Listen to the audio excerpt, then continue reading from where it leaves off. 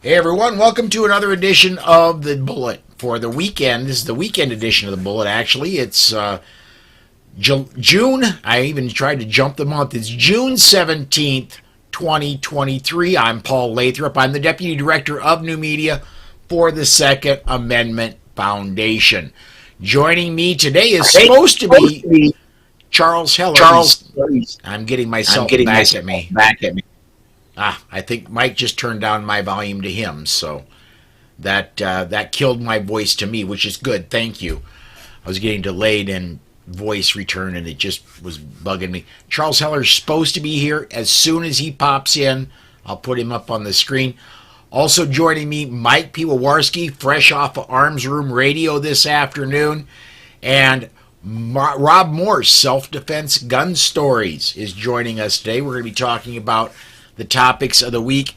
And as I start to get things fully set up here, I want to remind everybody, if you are catching us on the Polite Society Podcast Facebook or YouTube pages, you can comment on those live videos. I'll get those comments. We'll put your comments up on the air if they're appropriate.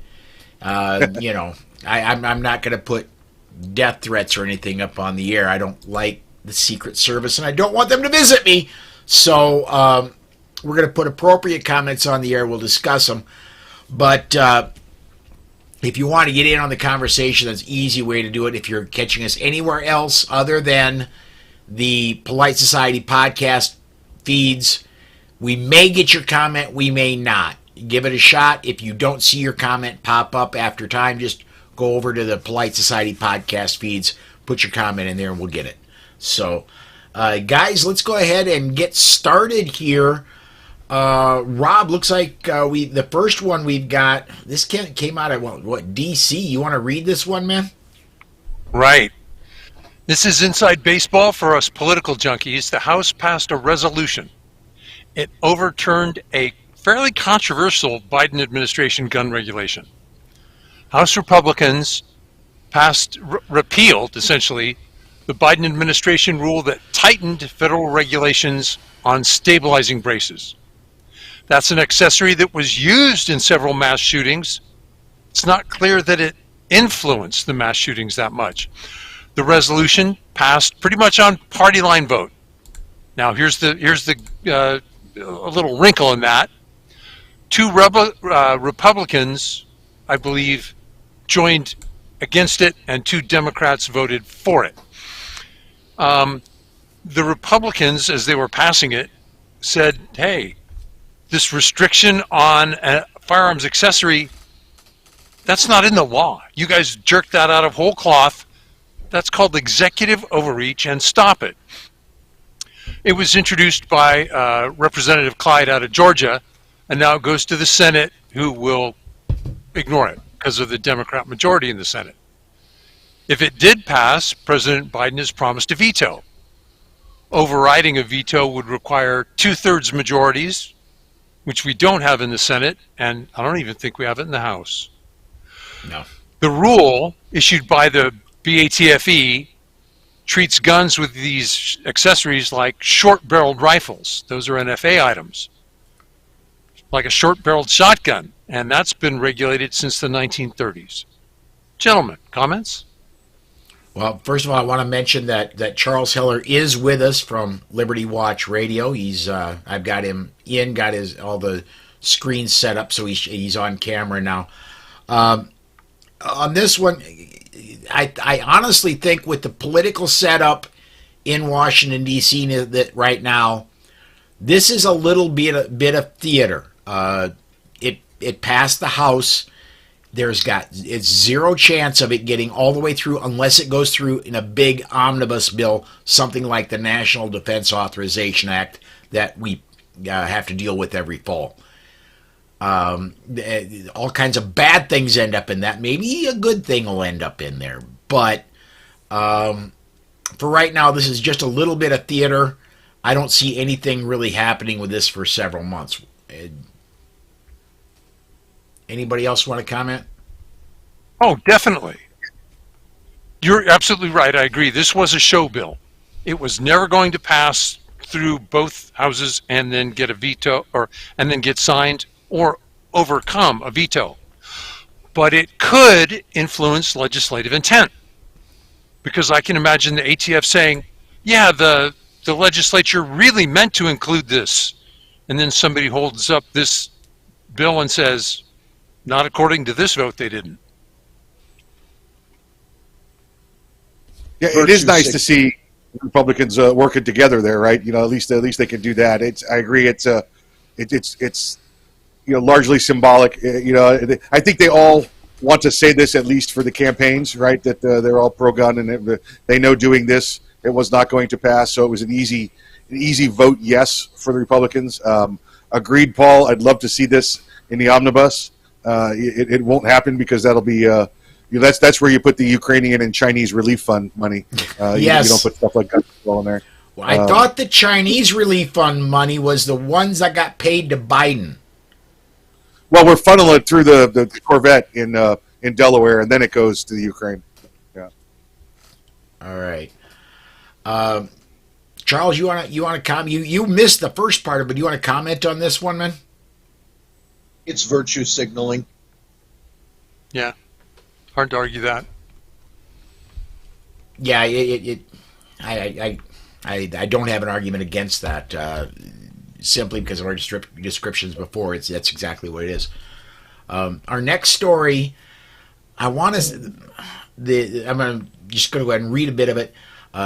This is off of surfsantamonica.com. The City Council on Thursday unanimously directed staff to draft an ordinance that would be the best gold standard for placing restrictions on gun sales and ownership. The measure, which must be prepared within 60 days, could ban the display of guns at the city's only licensed gun retailer and impose an annual fee on gun owners to pay for gun safety programs. It could also require that gun sales be videotaped and gun owners safely store guns at home and in vehicles, report guns that are lost or stolen, and carry liability insurance. The quote is from Councilmember Carolyn Torosis. She says, "We want to make it as difficult as people for guns to get into the hands of folks who might do something."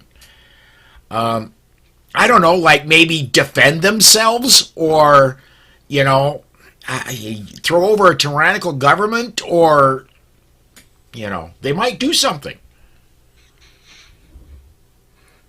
Who'd have thought it would have been Santa Monica that started out to be the tyrannical government, right?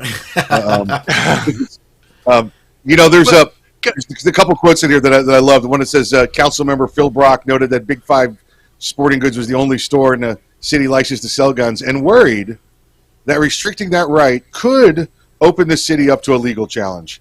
I honestly, looking at all the things that they've already put in place in Santa Monica, I think they quadrupled the concealed carry rate, past what the county has, a number of things that Santa Monica's done. And I think the only reason that this wasn't shot down today or all the other things that they've put up haven't been shot down in the recent weeks is because they put so much crap out there. You need 100 lawyers and 200 paralegals just to write the rebuttals to every law they push. I mean, they're literally churning out, crap on a weekly basis, it seems, there on the city council. This is what drives me crazier than I already am. I was going to say insane, but it's a short trip. Will the state pay us each time we defend ourselves? They hold us liable when a criminal uses a gun. When we save lives, which happens a lot more than criminal use, I want to be able to turn around and say, I did your job, or what you claim is your job. Cough up the cash. Yeah, I like it. Little refund check. Yeah. Yeah. Or call it a stimulus. Yeah. There we go.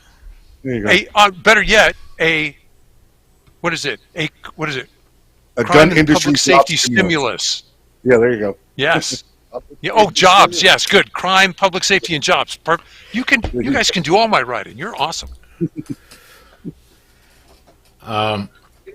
This has already been litigated within California in terms of local autonomy and preemption.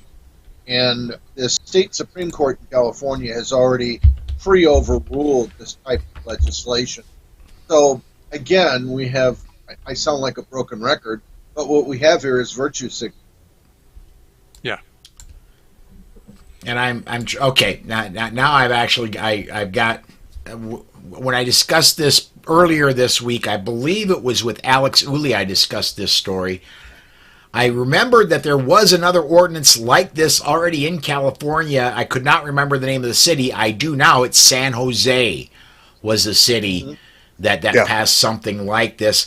And ironically, San Jose is not enforcing the insurance requirement in their statute, and they're not enforcing the fines in their statute either. So I think they're trembling that the first time they try, they are going to get hit with a lawsuit, and they know they'll fail. Is that them trying to say no one has standing because they haven't been fined yet? Right. That's exactly what that is. There is no injured party yet. Yeah. That's 100% correct. And as long as you don't enforce, the only way to get around that is to get a declaratory judgment, and those are hard to come by when you can't establish standing. Yeah. I wonder though if rather than going a named individual, if you could do a class action lawsuit, that might work. I never mind. Different program. Again, you have to have an articulable damage in order to have a class action. If you have no injured party, it's very difficult to establish standing because you have to establish that they have an intent to enforce. Even with a statute on the book, if they have no intent to enforce it, it's very difficult to get a judge to make a declaratory judgment. What you need is to do what Dick Heller did, which is take a gun down to the D.C. Police Department, try to register it, and get a letter of protection. Then you have standing. Yeah. Next story I want to get to, and I wish they did have a televised talk from the current occupant of the Oval Office today, and I actually caught a couple of them. One clip from him that he absolutely butchered, saying that if you put a stabilizing brace on an AR pistol, you can shoot a bigger caliber, and it'll do more damage and all this. And I did not have time to get it into my software. And the black thing that goes up makes it more Yes. dangerous. yes, Yeah, exactly. the other one was this senator from Pennsylvania that he was introducing Biden, called him a broken bridge, and it just, dude, I was giving you a hard time before. You nailed it though, man. Even through your stroke, you nailed it. So anyway, next story we got is this one is Representative Marjorie Taylor Greene hit out against President Joe Biden early Saturday morning, accusing the president of lying about gun violence statistics that he says are leading cause of death among children. And Marjorie Taylor Greene just tweeted, "Liar." The response comes after the Biden posted a tweet on Friday evening calling for a national ban on assault weapons and AR-15 style firearms, claiming gun violence is the #1 killer of children nationwide. More than car accidents, more than cancer, he wrote. We can't let that become just another statistic. The statistic shared by Biden is only partially correct and likely relies on data from 2020 and 2021, which is the latest available data by the Centers for Disease Control and Prevention. The claim that guns are the leading cause of death for children is accurate if it excludes infants under 1 year old and extends the range to include 18 and 19-year-olds, according to a fact check by a really unusual fact checker that I never thought would come out on our side, named Snopes. If these two parameters are eliminated, the statistics tell a different story. If you include 18 and 19, and 20-year-olds, I'm sure that you do get a very skewed view of what kills people. Car accidents, by the way, go way up when you include those. Guys, I mean, any comments? Anything you want to bring up? Was this the same speech where I've been kind of busy this weekend? I apologize. Was this the same speech where he said we're going to have a train to the Pacific? We're building a railroad to the Pacific Ocean. We're going across Hawaii and we're going up to the Pacific, over to Asia. I hadn't heard that one yet. Oh no! Just go. I'm not making that up. Yeah, and somebody said it to me, and it was a train across the Pacific, and I said, well, that's AOC's plan. Now he's stealing from other idiots. It's great. It wasn't. Go ahead, Charlie. You were saying something. It wasn't to Hawaii. It was to somewhere else. One would hope it wasn't going to be going to Guam, because by the time it gets there, Guam will have flipped over. It will flip over, yeah. Right? Yeah. Okay, guys. If we now here, you can lie with statistics. I'm going to lie with them by looking at them. People want to say, well, 18, 19, 20 years, those aren't children. Let's take a slightly different view that I think paints a clearer picture. If you would exclude our large failed Democrat cities, Chicago, St. Louis, Detroit, Los Angeles, Baltimore, guess what? It's not the fact that they're 18 or 19 and children. It's the fact that they're gangbangs in failed Democrat-controlled cities. Without them, no way. Yeah. It's nice how they could just redefine the age parameters, right? Because it's always children, which would seem to be 17 and under. But now all of a sudden, it doesn't include 1-year-olds. It doesn't include 18 and 19-year-olds. And if I recall, that data is from the CDC as well. So he's got the CDC now defining it the way he wants to define it, as children now are evidently 1 to 19 as opposed to 17 and under. I am a little concerned, though, that Snopes said this was fiction, so now I think it might be true. I'm not sure.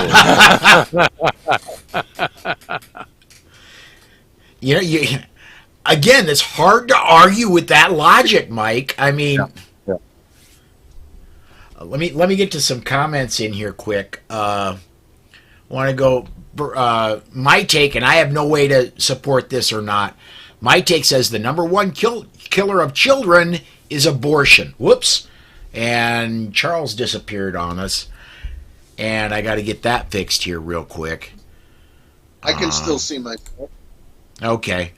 But you weren't on my screen that was going out when I put up comments. And I've got that fixed now. And another comment from earlier, we were talking about the House passing that bill. Get the right button there. My take also said the point is ATF cannot make laws regardless of anyone's opinion on the pistol brace. And he's right there. They do not have that authority. That's why all the lawsuits are going right now. And now we just have to convince the ATF of that. Yeah. Yeah. Well, the court does. Well, Fifth Circuit, there's the case. There's right now there's the SAF has a case with NRA joined our case that is in the Fifth Circuit, has not made it up to the Court of Appeals yet. We've got an injunction. Also, Firearms Policy Coalition has a case that is now in front of the Fifth Circuit Court of Appeals. They've gotten an injunction. So my understanding, and I'm not a lawyer, my understanding is right now, if you belong to the NRA, the SAF, or the Firearms Policy Coalition, possibly even Gun Owners of America, you are exempt from the pistol brace ruling. Again, I'm not an attorney.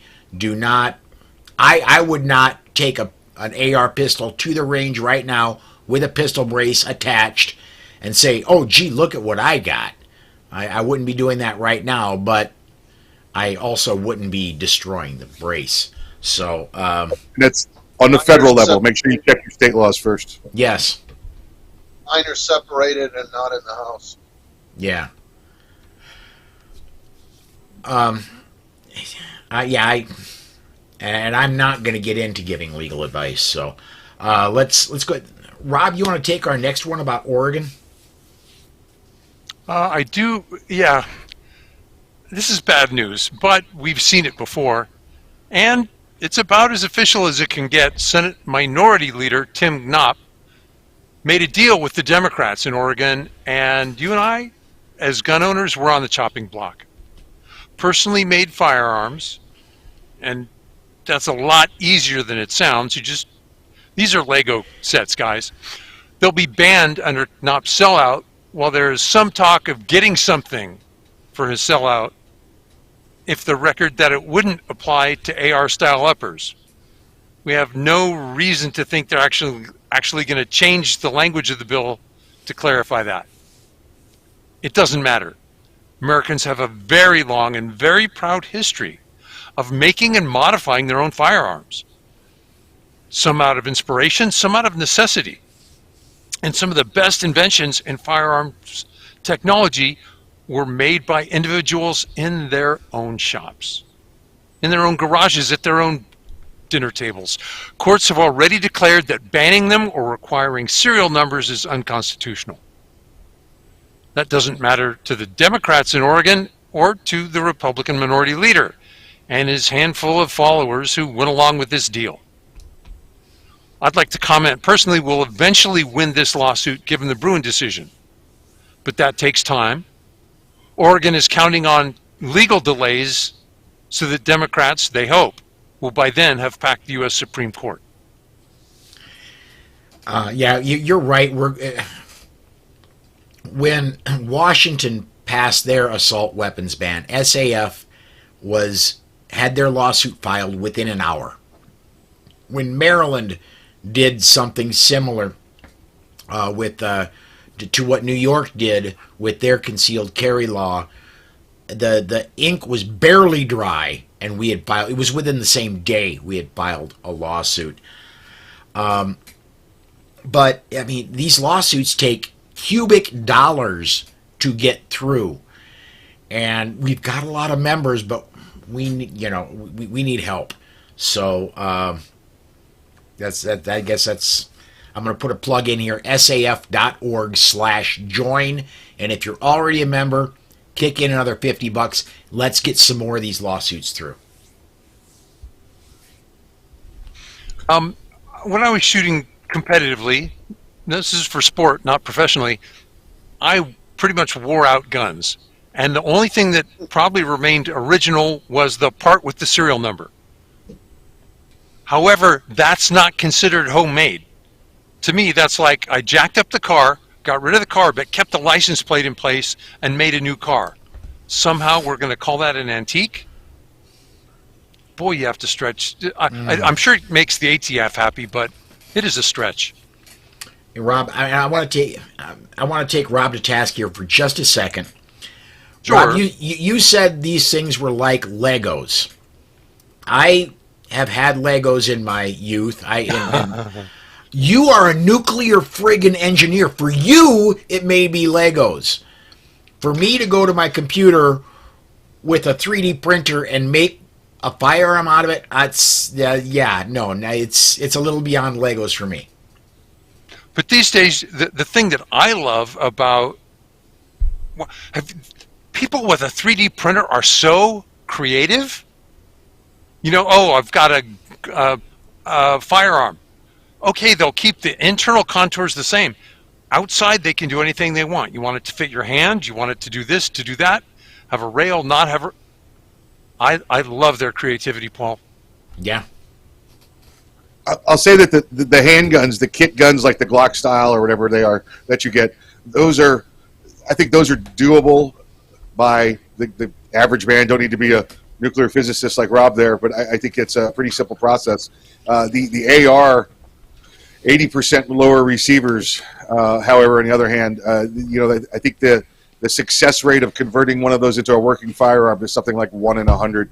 It's not simple. You've got to have a CNC or a high-speed drill press, and if you're off by a thousandth of an inch, you've got just a hunk of aluminum and not a working firearm. So they seem to put all the stress though on the AR, the ghost receivers and ghost guns, because those are the assault weapons. Whereas I bet you again 99% of those ever sold end up as paperweights. Okay, Mike. Go ahead, John. Kind of sexy Charles, paperweights, though. Oh yeah. Can I point out one of these homemade guns was made in a prison with the acknowledgement and approval of the prison, and it turned into one of the fine weapons of World War II. I wasn't aware of that. Yeah, you were. Carbine McWilliams. The carbine? That was, yes. That's how the M1 carbine was invented.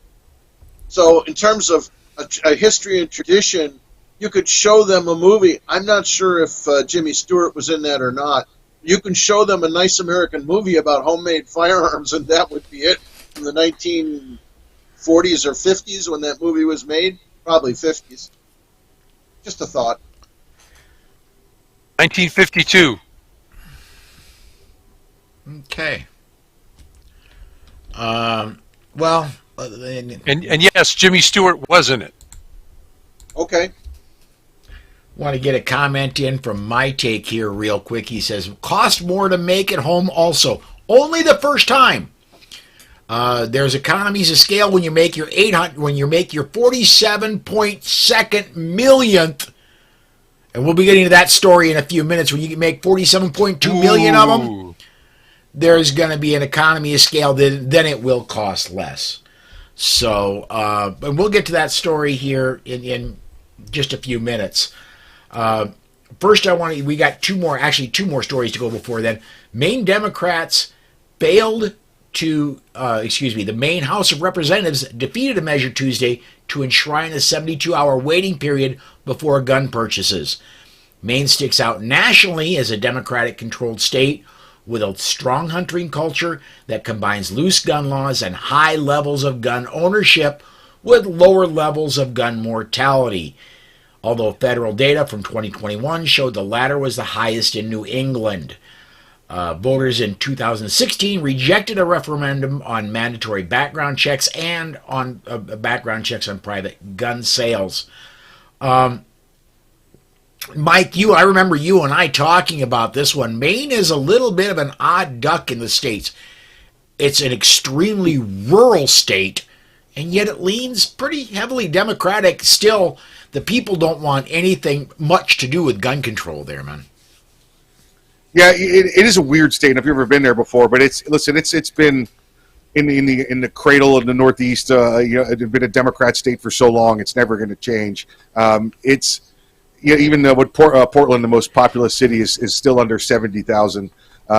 It's a weird state. It's a huge gun rights state. It's a huge individual rights state, but they continue to vote Democrat. I've been up there recently. I've got some family up there, and you'll walk into a place and there's guys with chewing tobacco and spitting in the can and sitting down with and having a conversation about how great Biden is while open carrying a big old 1911, and you're just like it's like the Twilight Zone when you look at it politically. You're like, how is all this going on? But they are super pro gun, and the cities are starting to get a little bit bigger. You do have the Bostons heading up that way, Bostonians heading up that way.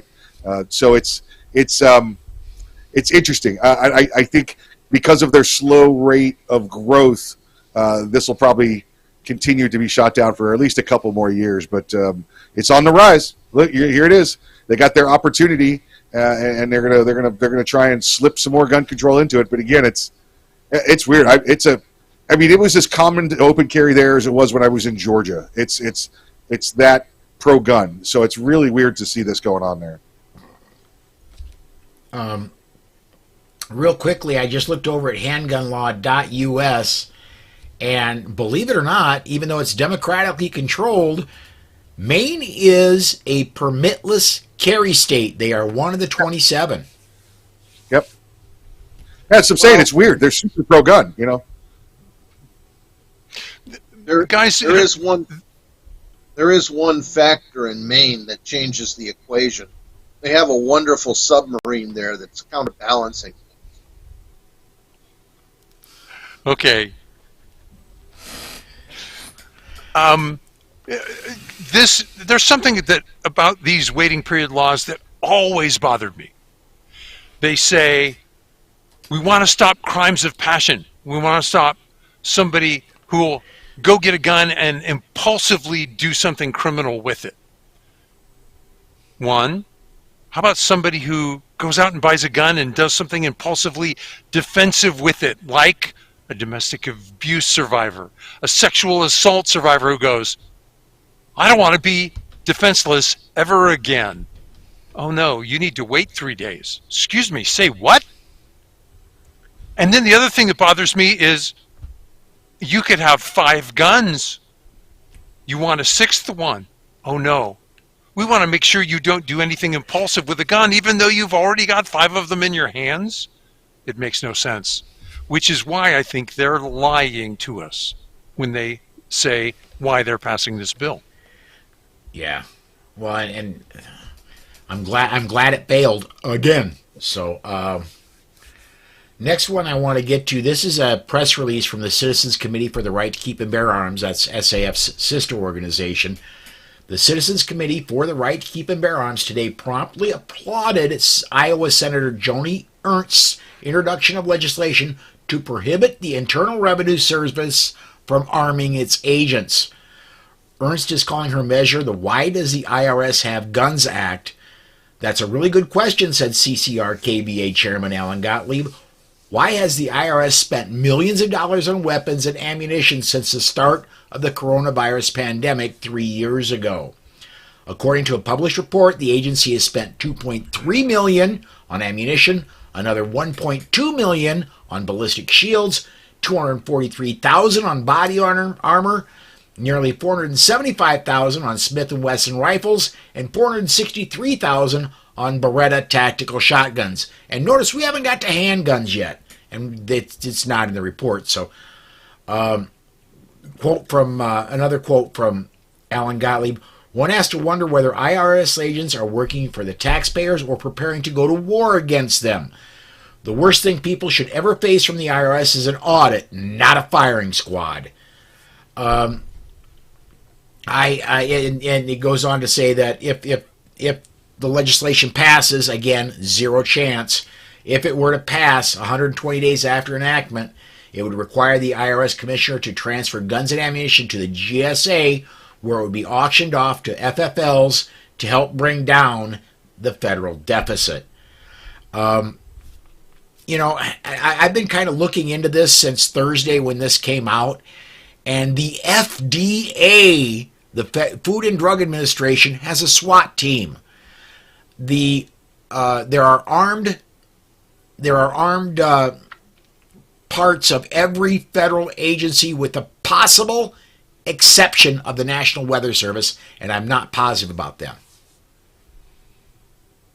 Well, Rob, there is a case for the National Weather Service being armed with those assault hurricanes out there. Yes. Down where we are, rapid fire assault hurricanes, no less. Hey, if you've not been Sharknadoed, it's real. Furthermore, I got that if Alan has to wonder whether IRS agents are working with the taxpayers or preparing the guns to go to war against them, then Alan just hasn't read enough. Yeah, Charles. He's a little busy. Yeah, maybe that's the story. But I haven't. At Ruby Ridge, the federal government declared war on the citizens of the United States, and it's been in a state of that ever since. You broke up just a little bit there, Charles. You want to repeat that? I'm sorry, I said something too gently. I said, since Ruby Ridge, the United States has declared war on its citizens, and it hasn't changed a bit since then. Well, I would say there's a lot more examples. That is a good example, Ruby Ridge is. But let's not forget Waco, Texas. Let's not forget several others where if you go crossways with the ATF, they're just going to come and take you down. Right. But remember that Waco is almost exactly a year after Ruby Ridge. Yeah. And in part of it was a response to it. But I don't want to go down that rabbit hole. Just saying that if you really want to look at it, go back to 1972 and the fellow who the ATF turned into a vegetable, who was walking down his stairs naked, didn't hurt a commotion. They forced in a door that wasn't openable anymore. They bashed through the wall, and he heard the noise downstairs, came down with a black powder pistol, and they shot him multiple times, turning him into a vegetable. And that was 1972. That was one of the ATF's first raid. You can look at the Kenneth Lawmaster raid and the Kenneth LeBlue raid, where they threw out all his cancer medicines during the raid. I mean, you can look at a number of incidents where you can see the government is at war with its citizens. We are not at war with them; they are at war with us. I'm going to take a more naive view. I understand that criminals can be prosecuted for tax violations, that you need to get records that they might be reluctant to turn over. But if the IRS is concerned about physical security during a raid, then they can ask U.S. Marshals, or they can ask the local sheriff for officers. That keeps the feds polite, and it restrains their excesses. I think I'm with Ernst. Let's disarm these guys. Oh, yeah. It's ridiculous. Listen, and the number of federal agencies out there that have law enforcement, listen, it would boggle your mind. And I've been to the Federal Law Enforcement Training Center a couple of times for different things, different items. You stand there and you can stand there for hours watching, going, they got one too? Why do they have one? They got one? One of the ones that I got there was the Bureau of Reclamation Security Response Force. The Bureau of Reclamation Security Response Force. These are the it's reclamation. They're like the Cooley Dam and the Hoover Dam, or as we call them, the Dam Police. The Dam Police. Yep, that's what they are. I'll go one further with you. There are over 100 agencies of the federal government whose agents fly on U.S. airliners armed. Even local cops, unless they're on a mission from their department, cannot do that. But there are over 100 federal agencies whose officers fly. It's mandatory now after 9/11 because there were actually a couple of federal agents that weren't FBI or federal air marshals that were on those flights. It's mandatory now for all federal agents to carry their firearms on the airlines when they travel. Vacation, work, whatever it is. But so should it be for local cops for the exact same reason. Charlie, I agree with you. I agree. But the problem is they can't vet them. The feds won't do it because they don't want to vet locals. Because then you got sheriffs that have Second Amendment positions, and they want their own people with their own. They want it to be the federal force. That way they can use them. Remember, they use them against you if they want to. They don't want locals out there because locals are part of the problem. Well, according to them, but what I'm suggesting to you is that they certainly can vet locals. They have a way of doing it. There's a procedure when they go to the airport, when they present their letter, their department letter, which sends them on whatever mission, say, for instance, to pick up a prisoner or such. And there are ways of vetting them. If you're going to say that the federal government needs to have armed people on the plane, fine. But the same standards apply to the local cops as to the federal ones. We should have the local cops flying armed. Well, and without getting in the weeds on it, there are different standards, especially when it comes to doing the background investigations. The feds are going to approve who they want to approve. The locals, depending on their political flavor, are going to approve who they want to approve. I've flown armed and sworn. I've done it many times. And you have to have that letter, and you have to get the captain of the aircraft's permission to do it as well. But the off-duty, and you're right, it would make sense. There's over 500,000 law enforcement officials in the country. They don't want them. They don't want the civilians, the non-federal flying with their firearms unless it's official duty. It's just It's a nut roll. Listen, it's what are we 22 years post 9/11 now, and the police department and the fire department still don't talk on the same communication channels. You think you want to get back online with these agencies and compare background checks?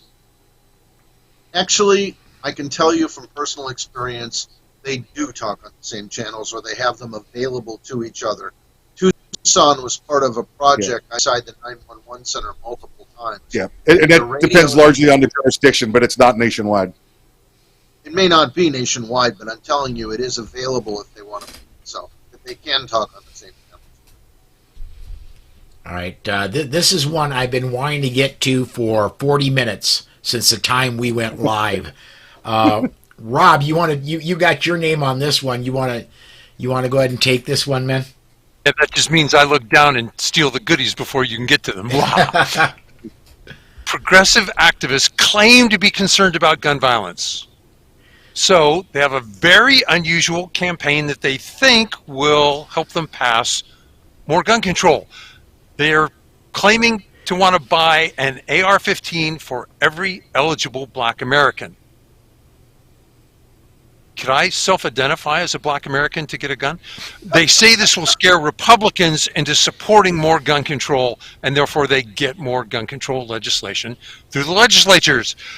Quote, we've known for a long time that Republicans are racist and are terrified by the thought of black men owning guns, said Shelby Harris, Chief Operating Officer of Unpull the Trigger, a nonprofit anti-gun group. I wonder if it's supported by Bloomberg. Quote, by making sure every black man has a rifle, we can finally get Republicans to support universal background checks, gun buybacks, and confiscation of assault weapons, close quote. They dubbed this, I don't know who's dubbing it, I assume them, they're calling this initiative Scare the Racists Straight. Yeah, they say a bunch of conservatives will now ask their Republican legislators to limit gun ownership because blacks have guns? Quote, this is a really exciting project, said Tiffany Pettit, who I'm not sure who she is. When these racist rednecks see videos of black men shooting assault weapons at the range and carrying them in public, they'll get on the phone immediately and tell their congressperson to support more gun control, close quote. I swear, is this the Babylon Bee? No, this is actually, I got this off of a Tom Knighton article on Bearing Arms, and I went and I traced his source. This is, no kidding, a real news story. I did the math on this. It took me all of 2 minutes, admittedly, with a calculator, but I hope they do this. At the last census data we have from 2020, it will welcome 47.2 million new gun owners, specifically AR owners, to the community. And my other thought was, where are they going to come up with the 16.6 billion with a B dollars to do this? That's figuring 47.2 million times $350 for an entry-level AR. Now, I've been told by the guys here that's a very low number at $350 for an AR. Also, remember, there are blacks that already own ARs, and there are blacks that don't qualify to own firearms, period. So, I mean, it's not going to make a huge dent. That's the next problem we have to solve. Let's get their rights restored, so they can let's get their rights restored so they can own an AR. You know, the only thing that conservatives are going to say to a black fellow with a rifle is, "Welcome to the club, brother." Yeah, exactly. Let me show you how to really be effective with that thing. Yeah, show me your group. I'll show you where. What's his name? Shelby Harris. This is about the most racist thing I've heard in a while. By the way, that we're going to give blacks rifles because whitey's afraid of them, and then they'll finally enforce gun control because all whites hate blacks. This is the leader of an African American organization, who's trying to promote their rights and their welfare, and yet he seems to be the most racist person in the room. This is pretty. pretty low class, and again, like all of you here, I welcome all of my brothers and sisters. I don't care what color they are to the gun owning Second Amendment community. Yeah, and I'm with Rob. Where do I need to get an ancestry DNA kit and show a 1% African DNA heritage to qualify for this? What do I got to do? Where you been, Paul? You don't have to do that anymore. You just have to identify as it. Okay. I don't necessarily self-identify as black, but I self-identify as a black gun owner. Yes. That's exactly right. There you go. Perfect. Depending on how you put the parentheses around that. Is it a black gun owner or a black gun owner? Yeah. Anyway. Maybe we can transplant. Ooh, I don't know how to... Interesting. This is going to go downhill so bad we don't even have Tony Simon's help. I think they'll figure out next week. Hey, wait a minute, guys. My ancestors were held in slavery. I got a claim. Yeah, there you go. I think they'd soon figure out that you can't, in fact, carry an AR very easily in public. You know, you tend to trip over it when you dance. And that means there'd be a lot of new concealed carry holders. That would be wonderful. Yeah. Let me get a comment in here real quick. My take says Democrats are the ones scared of black gun owners. History? Anyone? Yeah. Yes. All right. Next one. If you'd like to, by the way, if you'd like to look that up, go on JPFO's website and look for The Racist Roots of Gun Control. It's a good book. Yep. Very good Amen. book. I have it in the case out in the living room. Next story we got. It's no surprise that House Democrats are big fans of gun control. We're talking nationally. There might be a few that aren't hot on the topic, but they're a distinct minority in a party that has pushed anti-gun sentiment for years now. This is off Bearing Arms. But they're in the minority. They don't control the levels of power in the House of Representatives anymore, which means it's harder to push the issue. That doesn't mean they won't try, though, and while they know it won't go anywhere with Senate Republicans able to filibuster, they have other reasons to want to force a vote. What this is, another Tom Knighton story. They want to pull an arcane rule out so that without the blessing of the chairman, or excuse me, of the Speaker of the House, they want to force a vote on gun control in the House so that they can say, oh, see, this person or that person who may be in a slightly purple district and is a Republican can get voted out. Well, honestly, I think that's going to backfire on them if they do this, because they're going to have this person or that person who's in a slightly purple district and a Democrat who's going to get voted out as well. I agree. I could they do it? Yeah, I actually kind of hope they will, because it would be good to get everybody on the record to see where they're at. Guys, do you think this is Democrats believing their own pollsters? They think this issue will cut for them, or are they thinking that is this the sign-up sheet to get Bloomberg campaign bucks? Can the answer to both be yes? Yes, yes, both. Probably more the latter than the former. But what it is people just worshiping their own false god. Okay. Yeah, as I was thinking, bandwagon syndrome. Let's get on. Here we go. We're all doing it. It's got to be right.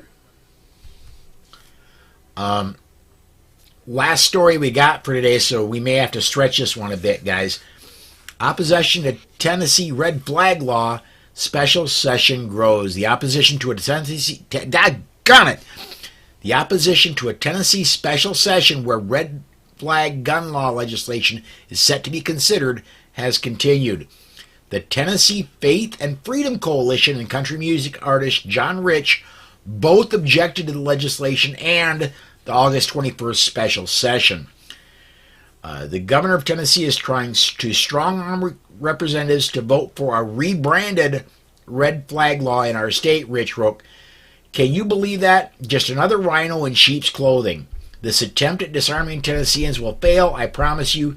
Share your thoughts and tag hashtag red flag down. The Faith and Freedom Coalition wrote to Lee asking him to cancel the special session and wait until January's regular session to consider new legislation. I'm going to go ahead. I'm going to comment first. If you live in Tennessee right now, we've got several viewers, several commenters that do. Right now, before the August special legislative session starts, is when you need to be on the phone and sending emails to your representatives there in both the House and Senators for Tennessee and tell them, do not move forward on this. You've got to stop this as it starts. Rob, you're in show notes. What do you want to say, man? A mentally disturbed, I don't know how to describe him or her, person attacked her. She started as a her, now as a him, whatever. Attacked a Christian school that I think she used to attend. And then when the press said, what are you going to do, Governor Lee, to protect our students? He knee-jerked and threw out gun control because that's the only answer the press understood. And now he wants to pivot to a criminal reform agenda during the special session. I don't know that the press will let him. He should be embarrassed. Had the Governor Lee listened to other people, he wouldn't find himself in this predicament. You know, Paul, I think I was with you last week. We did this story, and I'm trying to find a different one, but yes, we did talk about this last week. The governor put out a statement last week saying that he opposes red flag laws. Now, I don't know if that's if he's flip-flopping, if he's changing. He said he wanted to be clear. He's opposing red flag laws. He was for more, like a Baker Act style stuff and law enforcement ability to seize, but he wanted the due process in there, and he was against the red flag laws. I think this is one of those things. He got caught. He didn't know the right answer to a Second Amendment, to a gun control question when it came up. He said the wrong thing, and it is flowing downhill for him fast, even with the statements he's put out. It'll be nice to see, following what's going on here in the legislature, and let's see what they do. It's clear that the people in Tennessee have said that they don't want these red flag laws. So we'll see. I don't know. I think he's got to get himself some better press people, because he's insisting he's not wanting red flag law, but he's being labeled with it. So if he to be clear, if he is red flag law, bad governor, go away. You're a rhino. We get that, but I've continued to look at this one since we talked about it last week, and every time I look at it, it goes in both directions. Yeah. Charles, you want to chime in on this one, man? We've had experience with this in Arizona, where, frankly, I wrote Governor Ducey's briefing papers on right to keep and bear arms issues 10 years ago, and very much regret now doing that. He went along our way a long ways, and then about 5 years ago, he started advocating for red flag laws, and AZCDL was instrumental in getting a landslide of email and snail mail to the legislators, and basically Ducey had surprised the legislators with the package. They met with all the stakeholders, except, of course, the right to keep their arms people, come up with a plan, and then foisted it quickly, hoped it would get some traction in the legislature, and of course it never got a hearing. So that's their playbook, is to do things like this. It's not surprising that it happens in Tennessee or any other allegedly red state. They're singing out of a playbook that's rather common. Yeah. I certainly, I'm going to say it this way. I would never, ever, ever, ever, ever want to be an elected representative higher than about state house rep. And God bless Kristi Noem and the other governors around the nation. That anybody who is not absolutely far left wing is going to get attacked by the press for almost everything they do. I wouldn't want to be in Governor Lee's shoes right now, but even calling for what I called it last weekend sounded to me like it was red flag light. Sounded to me like the 1930s when let's just pass this and then the rest we'll get to later. Yeah. Yes. But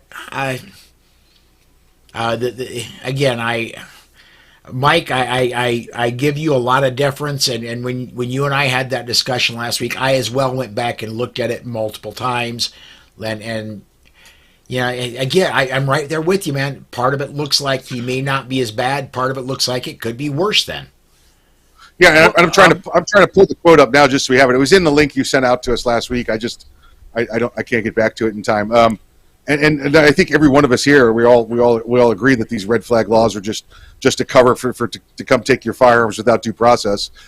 If there's really a problem with an individual and there's firearms involved, the police already have the ability to come take the person away from the guns and put them away for a criminal act, or take them and move them away, take them to psychiatric care away from the firearms so they can get the proper care that they need. We don't need to go take the guns from the person. The laws already exist to take the person away from the guns.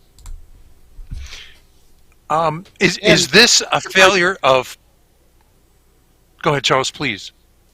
If I can add something to that, as importantly, Mike, we need to take the person away from the citizens, to separation from them, so that they're investigated as to whether or not they're a danger to other people. Yeah, it's not just absolutely getting them away from absolutely. No. It's getting them absolutely away from honest people. Correct. Yeah. Not correcting. Yeah. I wonder, guys, if this is a failure of Politics 101, because I'm sure a reporter will go, "Governor, what do you think about this?" And you can't have a thoughtful answer about every question you're thrown that quickly. He goes, "We've talked about it in private session. Why don't you come into the office? We can flesh it out, because I want to understand exactly what you have in mind, and I'll tell you what our thoughts are on it." That's called stall and study. What the heck? I mean, everybody should learn that. What the heck is the matter with the governor that he got blindsided and put his foot that deeply down his throat? Yeah. Yep. That's kind of basics, right? Otherwise, you end up talking about a train across the Pacific to the Indian Ocean. Right. Right. Pardon me if I don't be the first one to sign up to get a ticket for that train. Yeah. Have you guys ever heard about the fellow on the beach who finds a bottle and picks it up? He opens the cork and a genie comes out. And he says, "I'm going to grant you, because you've released me from 1,000 years of captivity, I'm going to grant you but one wish. What is it?" And he says, "I'd really like to have a 4-lane bridge from Southern California to Hawaii." The genie says, "That's a very tall ask." He says, "All right, fine. I want to understand women." And he says, "Would you like that 4 lanes or 6? Yep. So Very there's good. degrees of impossible, right? That's it. Mm-hmm. All right, I got to get one more comment in, and we got to start shutting the show down. We're getting close here. Riding shotgun with Charlie Cook chiming in saying, "Assuming that black people owning rifles would scare Republicans would be racist. It's also bigoted assuming that all Republicans are only white." Amen, Charlie.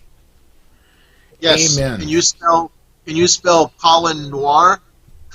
Yes. Guys, we are getting up towards the top of the hour. I'm gonna start with the guy sitting below me. Rob, if you would please plug self-defense gun stories. Anything else you want to promote today, man? Well, I try and do a little snack food of a podcast compared to this show. Comes out once a week, 20 minutes. Selfdefensegunstories.com. Paul and I are meet up once a week for the Second Amendment Foundation's Polite Society podcast. I write the Slow Facts blog. It's picked up by Clash Daily and sometimes carried on Ops Lens. Thank you, gentlemen. All right, Mike, you're up next, man. Arms Room Radio. Doggone it, this one always gets me. It is the rundown. Anything else you want to plug, man? What you got? Arms Room Radio in our ninth year. Wow, ninth year. Saturdays 3 to 5 p.m. Eastern time. In fact, if you were lucky enough today, you caught Mr. Rob Morse as our guest on there for a half hour. So it was a pleasure having him on. The rundown is at 6 p.m. on Eastern time. That's wherever you get the podcast ones. I'm not sure how that works. My partner takes care of that. It's YouTube, I think, maybe. I don't know. And then, of course, next public appearance we're all getting together is July 29th and 30th at the women's shooting event by Mr. Rick Hector up in Detroit. So come up to Detroit and hang out with us all. Yeah, I am really looking forward to that. Charles, Liberty Watch Radio, and anything else you want to plug, man? 25 years on the air, in my 25th year doing that. JPFO.org, a wonderful organization. And at the state level, Arizona Citizens Defense League. I'm co-founder of that in my 18th year at it, and I'm still their publicity guy, so azcdl.org. By the way, one last thing. Every 4th of July, I meet with a number of people at a local park under a tree of liberty, and we get together and read the Declaration of Independence. I have a copy of it that's broken into 19 segments so that you can have different people in different corners of a place all get together and read it together and then come together and read the first and last paragraphs in unison. It is a very moving experience. If anybody wants that Word doc already broken into 19 pieces so it can be separated, email me, charles@libertywatchradio.com, and it's yours. And I will say this, Charles is extremely good at replying to emails. It's never, ever, ever, ever 24 hours after I email him and I've got a response back. It's usually an hour or two. So, hit him up if you want that. I'm also pretty good at nagging you when it's more than an hour for you to respond. Well, and we do... We do have, Charles and I do have each other's phone number, and come Gun Rights Policy Conference and AMCON time, we're really good about sometimes even getting on each other's nerves with back and forth text messages. But that is going to do it for us this week. That wraps up my broadcasting week. Thank you, everybody, for watching. Thank you for commenting, and we will see you next time. And I'll just say goodbye with the Glock wave.